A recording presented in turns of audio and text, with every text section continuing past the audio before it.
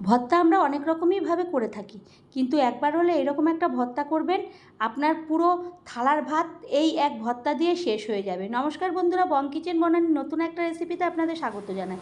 আমি আজকে যে রেসিপিটি করব সেটি হলো বরবটির ভর্তা। তার জন্য আমি এক আটি বরবটি নিয়েছি। তারপরে ওটাকে দুভাগ করে কেটে ভালো করে ধুয়ে একটা বাটির মধ্যে গ্যাসে বসিয়ে দেব, আর দিয়ে দেব লবণ। তারপরে একটা ঢাকনা দিয়ে প্লেট দিয়ে ঢেকে দেবো। 5 মিনিট পরে ওই ঢাকনাটা খুলে আমি দেখব থালাটা তুলতে গিয়ে উবুড় হয়ে পড়ে যাবে। তো তারপরে আমি উল্টে নেব।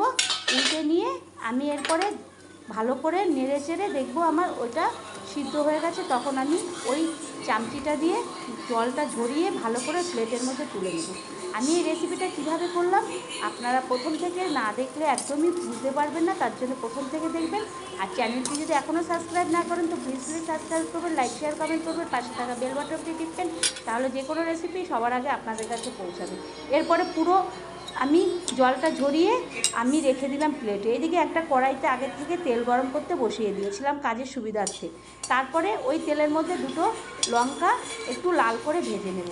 ভেজে ওই যে বরবটিটা সিদ্ধ রেখেছিলাম সেই প্লেটের মধ্যে রেখে দেবো।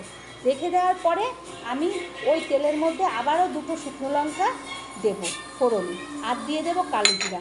ফোড়নটা ভালো করে ভাজা ভাজা একটা গন্ধ ছেড়ে দিলে তখন আমি ওর মধ্যে দিয়ে দেবো এক মুঠো পেঁয়াজ। পেঁয়াজটাকে দিয়ে আমি ভালো করে ওই ছোট্ট হাতাটা দিয়ে আমি ভালো করে নাড়াচাড়া করব। একটু পেঁয়াজটাকে লালচে হতে দেবো। এদিকে একটা আমি নিয়ে নেব মিক্সিং জার।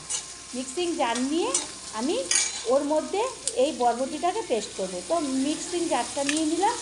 তারপরে নিয়ে নেব আমি প্রায় 14-15টা রসুন কোয়া আর 6-7খানা কাঁচা লঙ্কা নিয়ে নিয়ে নেব আমি ওর মধ্যে বরবটি দিয়ে আমি একটা মিহি পেস্ট করবো। আর বরবটির মধ্যে দুটো শুকনো লঙ্কা আগের থেকে ভাজা আছে।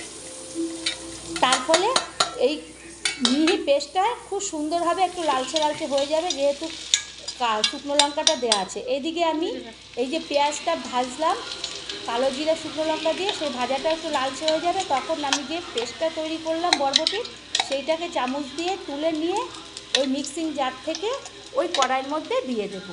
তো বন্ধুরা, ভর্তা অনেক রকমই আপনারাও করে থাকেন, তো একবার হলে এরকমভাবে একটা ভর্তা করবেন, দেখবেন বাড়ির সকলে খুব অল্প উপকরণে করা যাবে এটা, আর বাড়ির সকলে প্রথম পাতে এই ভর্তা দিয়ে পুরো ভাতটা খেয়ে নিতে পারবে। এরপরে আমি ওর মধ্যে দিয়ে দিলাম লবণ আর হলুদ দিয়ে আমি ভালো করে ওই ঘুটিয়ে ঘুটিয়ে নাড়বো।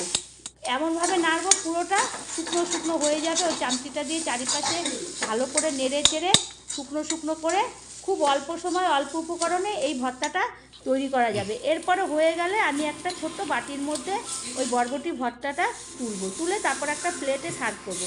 যদি আমার এই অল্প সময় অল্প উপকরণের রেসিপিটা ভালো লাগে তাহলে বাড়ির সকলকে করে খাওয়াবেন। আবারও কোনো নতুন একটা রেসিপিতে দেখা হবে, ততক্ষণের জন্য ধন্যবাদ।